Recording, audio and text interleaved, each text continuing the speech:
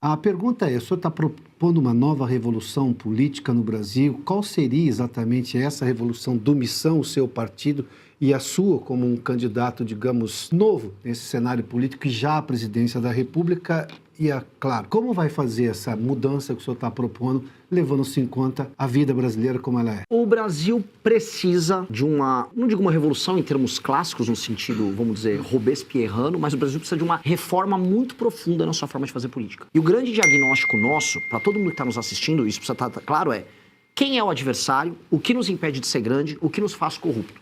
Então existe uma leitura clássica, autores que vão de Raimundo Faoro a Sérgio Buarque de Holanda, leituras sobre a história da infiltração política de setores patrimoniais dentro do Estado brasileiro, a cooptação que esses setores fazem do Estado brasileiro e que torna o Estado brasileiro inviável. O porquê que tantas regiões são tão pobres no Brasil e não conseguem evoluir? E quais são as consequências disso para um país que nunca se modernizou de maneira completa? A gente tem um Estado democrático de direito? O nosso Estado é funcional?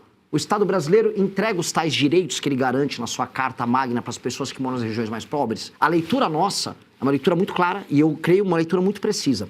O Brasil, em parte, é um país moderno. A gente está em São Paulo, a gente está aqui na Avenida Paulista, um local que já foi, vamos dizer, lar do capitalismo industrial brasileiro. Ao mesmo tempo que a gente visita outras regiões, eu pude viajar pelo Brasil e ver isso, em que nós estamos no período colonial ainda, com pessoas vivendo quase que na servidão.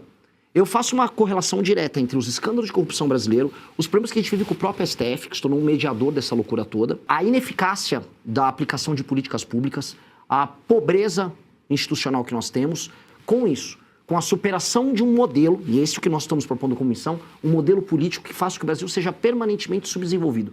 Que a gente nunca consiga apagar as amarras do passado. E com a provocação que eu deixo aqui, a principal provocação. Hoje, o Brasil é administrado por um presidente do Senado que é do Amapá, que é um estado inviável em termos econômicos. A Câmara dos Deputados, de um deputado que é da Paraíba, outro lugar inviável.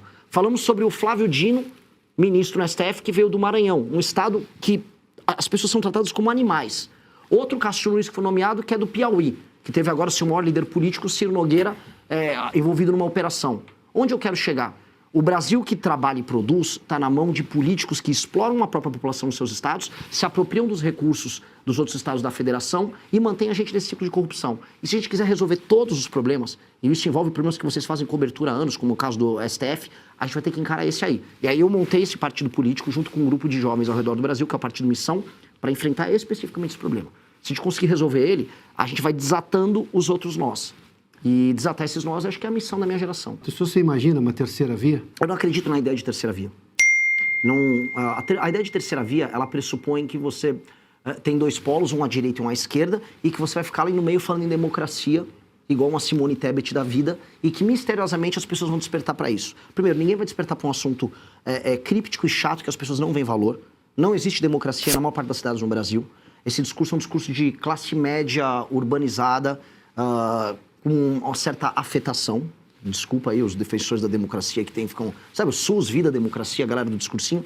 E esse discurso, a minha visão, não vai ultrapassar 3% nas pesquisas e em resultado final de urna.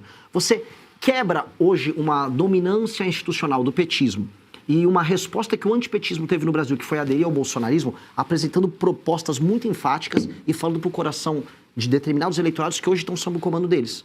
Ir para o Maranhão, modéstia à parte, como eu fiz, falar dos problemas clássicos que se impõem para o maranhense e problemas que são materiais, é o buraco na rua, é a dependência do emprego da prefeitura, e ir para Santa Catarina explicar Pacto Federativo e imigração, que é um tema que, assim, está na ordem do dia para os catarinenses, mas que hoje ninguém vem falando.